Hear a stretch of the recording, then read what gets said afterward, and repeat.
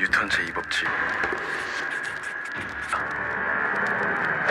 Oke, pada video kali ini aku akan menceritakan alur cerita dari sebuah series Korea yang berjudul Weak Hero Class. Series ini diadaptasi dari webtoon. Jadi singkatnya, drama ini akan menceritakan seorang anak SMA yang mempunyai kepribadian pendiam. Tetapi anak tersebut sangat pintar di sekolahnya. Hingga suatu ketika dirinya mulai dibully oleh para berandalan-berandalan di kelasnya. Jadi penasaran dengan alur ceritanya? Mari kita simak video ini sampai habis.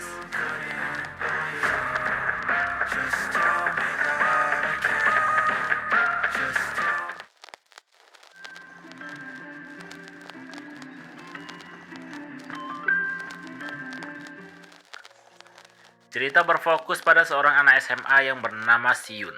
Dia adalah murid terpintar di kelasnya. Siyun mempunyai kepribadian pendiam dan tidak banyak bicara. Kerjaannya tiap hari hanya belajar, dan belajar. Bahkan Siyun juga tidak mempunyai teman satupun di sekolahnya, karena semua orang membenci Siyun yang begitu pintar.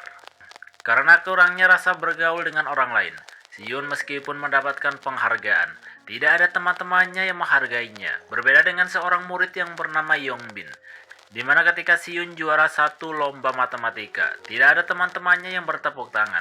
Sedangkan Yongbin yang mendapatkan juara ketiga, mendapatkan aplaus dari semua para temannya. Jadi Yongbin ini termasuk murid yang tergolong berandalan di kelasnya, tetapi masih mempunyai otak yang cukup pintar.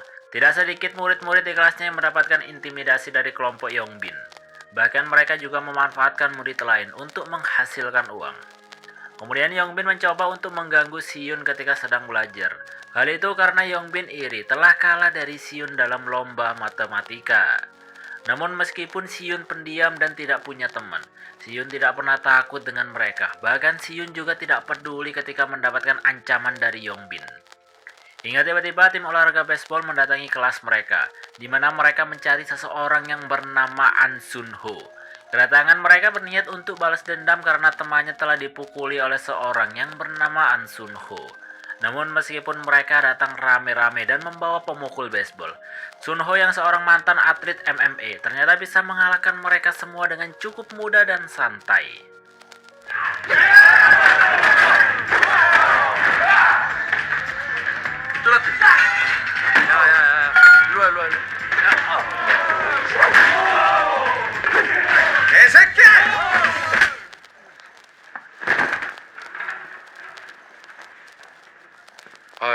나 때문?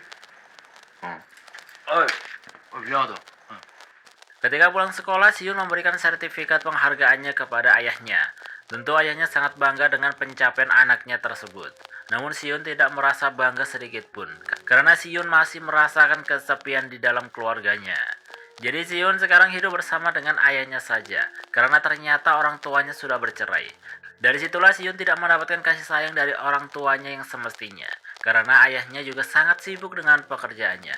Sedangkan untuk ibunya, Siyun adalah seorang guru yang melakukan live untuk metode pembelajaran. Dan karena sulit untuk bertemu dengan ibunya, Siyun tiap hari hanya bisa menonton siaran ulang dari ibunya. Itulah yang membuat psikologi dari Siyun menjadi orang pendiam dan tidak terbuka dengan orang lain. Esok harinya seperti biasa, Siyun datang sangat pagi dan melihat Sun Ho yang selalu tidur di sekolah.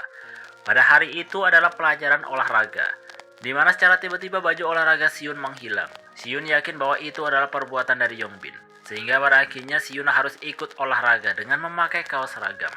Jadi meskipun Siyun ini adalah anak yang pintar dari segala mata pelajaran, tetapi Siyun mempunyai kelemahan di pelajaran olahraga. Setelah olahraga, Siyun dengan berani mendatangi kelompok dari Yongbin, tanpa rasa takut sedikit pun, dan dengan tatapan yang tajam, Siyun menyuruh Yongbin untuk berhenti mengganggunya. Namun karena merasa direndahkan, akhirnya mereka mencekik Siyun dan mengancamnya.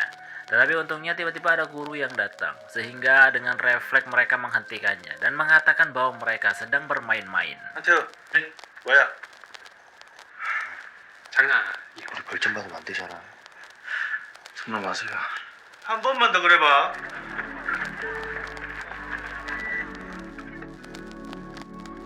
상인을 뭐라고 부르느냐? 공인이라. Kemudian di kelasnya mereka kedatangan seorang murid pindahan yang bernama Bum Seok. Dia adalah murid pindahan dari sekolah SMA yang terkenal kaya. Namun Bum Seok tidak ingin bercerita lebih detail bahwa dirinya memang dari anak orang kaya. Karena Bum Seok takut akan dimanfaatkan. Hingga tiba-tiba Siyun datang dan mengusir Yongbin. Karena Yongbin telah menduduki tempat dari Siyun. Terjadilah ketegangan di antara mereka. Hingga Siyun mengambil pulpen untuk berjaga-jaga jika dirinya mendapatkan serangan. Namun tiba-tiba Sun Ho marah dan menyuruh kelompok Yongbin untuk diam. Karena Sun Ho merasa terganggu di saat dirinya sedang tertidur di kelas. 형 자도 돼? 응? 나대지 마라. Di malam harinya seperti biasa kelompok dari Yongbin bersenang-senang di klub malam. Tidak hanya itu, mereka juga memesan sebuah narkoba. Itulah yang dilakukan mereka setiap harinya. Kemudian Yongbin menemui sepupunya yang tidak lain adalah kurir narkoba tersebut. Yongbin menanyakan apa yang akan terjadi jika fentanyl atau narkoba yang ia beli dioleskan ke kulit. Dan ternyata efeknya akan membuat orang menjadi bingung, pusing, dan pandangan kabur. Serta lebih parahnya akan menyebabkan muntah-muntah. Di esok harinya sebuah uji coba akan dilakukan. Seperti biasa, Si-hun sudah mempersiapkan semuanya dengan matang. Berbeda dengan Yongbin yang datang terlambat. Kemudian Yongbin meminta Bum Seok untuk ikut dengannya, karena wali kelasnya ingin bertemu dengan Bum Seok. Dan nyatanya Bum Seok dibawa ke sebuah kantin, di mana Yongbin meminta Bum Seok untuk menempelkan fentanyl ke leher Siyun di saat ujian nanti. Dan karena ketakutan, Bum Seok tidak bisa berbuat apa-apa dan terpaksa menuruti keinginan dari Yongbin.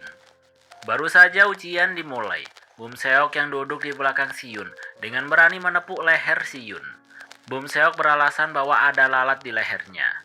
Awalnya Siyun marah, namun karena mendapatkan teguran dari guru, pada akhirnya Siyun mulai fokus kembali untuk mengerjakan ujian. Baru beberapa soal saja Siyun mengerjakan ujian. Tiba-tiba pandangannya mulai kabur. Pikirannya juga tidak bisa fokus. Sehingga seketika Siyun meninggalkan ujiannya dan berlari ke kamar mandi.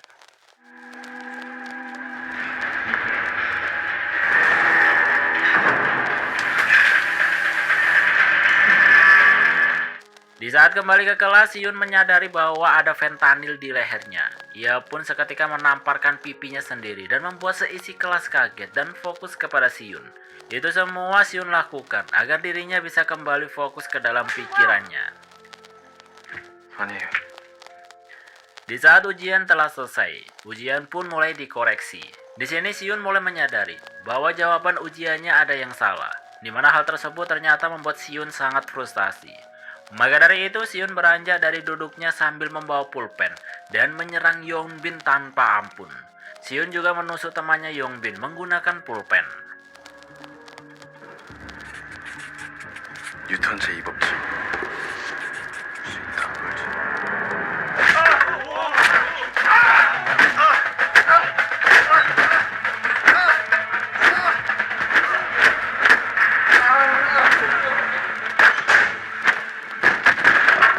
내가 부탁했잖아. Pada akhirnya Yongbin pun tergeletak dengan muka yang penuh darah. Semua seisi kelas tidak ada yang berani melerainya. Hingga di saat Siyun ingin menginjak muka dari Yongbin, tiba-tiba Sun Ho melerainya dan melemparkan Siyun. Karena Sun Ho menganggap hal tersebut sudah berlebihan. Sedangkan Siyun yang tidak terima kemudian mengambil kursi untuk melawan Sun Ho. Tapi sayangnya Sun Ho bisa mengatasinya hingga tiba-tiba ada guru yang datang. 너 이게 지금 뭐 하는 짓이야? 정말 죄송합니다. 빨리! Dari kejadian tersebut, Yongbin harus dirawat di rumah sakit. Sedangkan Yisun dibawa oleh gurunya untuk meminta maaf kepada orang tua dari Yongbin. Namun ibunya Yongbin yang tidak terima terus memarahi Siyun. Dari sinilah Siyun menjelaskan semuanya, bahwa dirinya telah diberi obat fentanyl oleh Yongbin di saat ujian tadi. Awalnya Yongbin mengelak itu bukanlah miliknya. Namun Siyun membuktikan dengan menggeledah tasnya dan benar saja bahwa ada obat fentanyl sekotak di dalam tasnya Yongbin. Ibunya yang mengetahui hal tersebut tidak bisa berkata apa-apa, dan pada akhirnya pihak sekolah terpaksa memindahkan Yongbin ke sekolah lain dan merahasiakan penggunaan narkoba oleh siswanya di sekolah agar tidak mencoreng nama sekolah. Setelah pulang sekolah, Yisun tidak menceritakan kejadian yang telah menimpanya. Ayahnya sebenarnya juga curiga bahwa Siyun telah berkelahi, namun tidak ada rasa kepedulian sama sekali dari ayahnya. Tetapi ayahnya menganggap hal tersebut adalah hal yang biasa dilakukan oleh para remaja. 준비가 뭐야?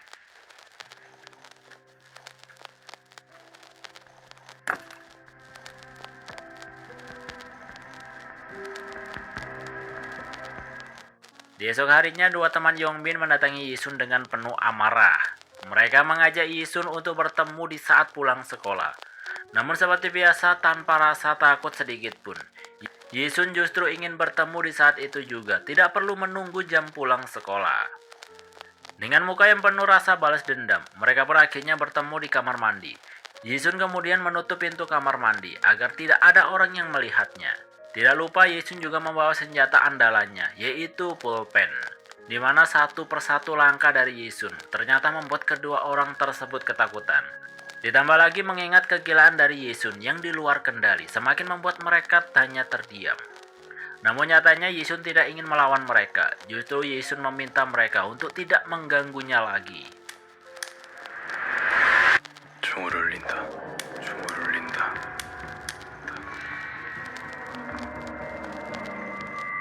부탁이다. Di saat keluar dari kamar mandi, semua murid pun kagum terhadap Yisun karena mereka menganggap Yisun telah mengalahkan anak buah dari Yongbin. Dari sinilah semakin membuat Yisun kesal karena mereka tiba-tiba sok kenal, sok akrab dengan Yisun. Padahal tiap hari di kelasnya mereka tidak memperdulikan Yisun, bahkan tidak menganggap keberadaannya. Sedangkan di sisi lain Yongbin sedang dijenguk oleh sepupunya yang kemarin. Di sana Seokdae sudah memperingatkan Yongbin untuk tidak berlebihan melakukan sesuatu. Kemudian Yongbin meminta Seokdae untuk menghabisi Yisun, di mana Yongbin akan membayar Seokdae jika mau untuk melakukan pekerjaan tersebut. Di malam harinya di saat Yisun pulang dari sekolah, ia tak sengaja bertemu dengan Sohun yang sedang bekerja paruh waktu. Jadi Sohun ini selain bersekolah, dirinya juga bekerja paruh waktu sebagai kurir makanan di sebuah kedai. Setiap pulang dari sekolah, Sunho selalu mencari uang demi kebutuhannya. Karena Sunho sudah tidak mempunyai orang tua dan hanya tinggal bersama dengan neneknya saja. Tetapi Sunho tidak pernah pulang.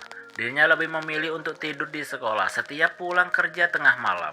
Hal itu dilakukannya karena Sunho akan terlambat bersekolah jika harus tidur di rumah.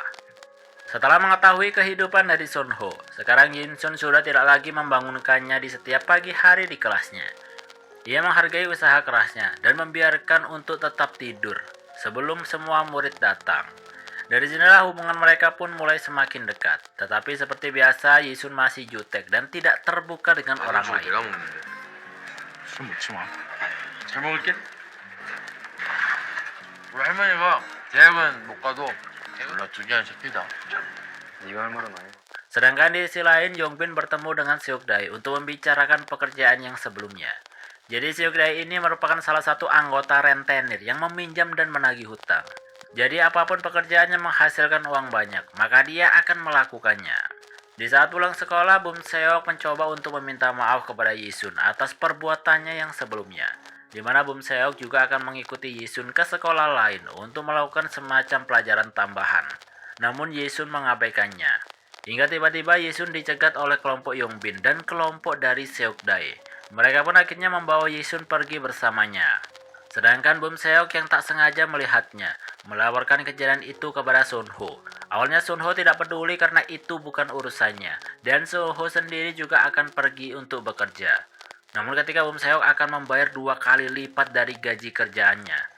Seketika Sunho berubah pikiran, dan bergegas untuk mencari keberadaan dari Siyun.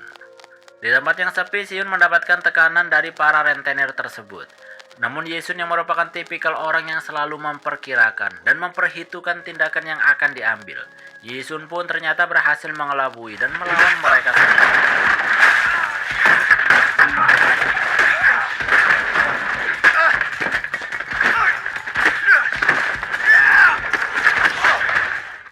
Tapi sedikit kelengahan dari Yisun membuat ia mendapatkan serangan.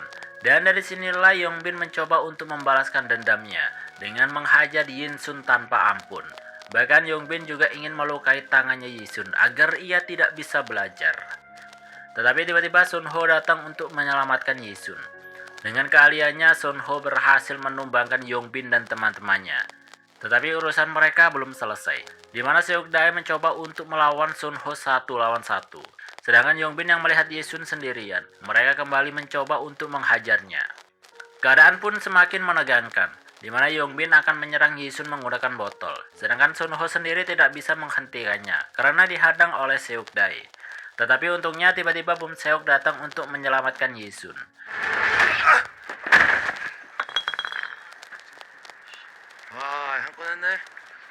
다구리 치면 안 쪽팔리냐? Dan pada akhirnya Seok Dae pun pergi dan melepaskan Yesun dan yang lainnya. Sedangkan Yong Bin tidak bisa berbuat apa-apa dan hanya terdiam mengalami kekalahannya kembali. Dari kejadian ini mereka bertiga pun mulai menjadi teman dekat. Sun Ho pun membawa Bum Seok dan Yesun ke tempat kedai di mana Sun Ho bekerja. Sun Ho juga menyuruh mereka berdua untuk membantunya dalam bekerja karena atas kejadian tadi Sun Ho harus terlambat bekerja. Pada akhirnya mereka pun menghabiskan malamnya di tempat tersebut dengan makan malam bersama. Ya meskipun seperti biasa Yesun masih belum terbiasa dengan sebuah kebersamaan. 건지는 몰랐어. 아우 씨. 아 배고파. 그렇게 먹으면 맛있어?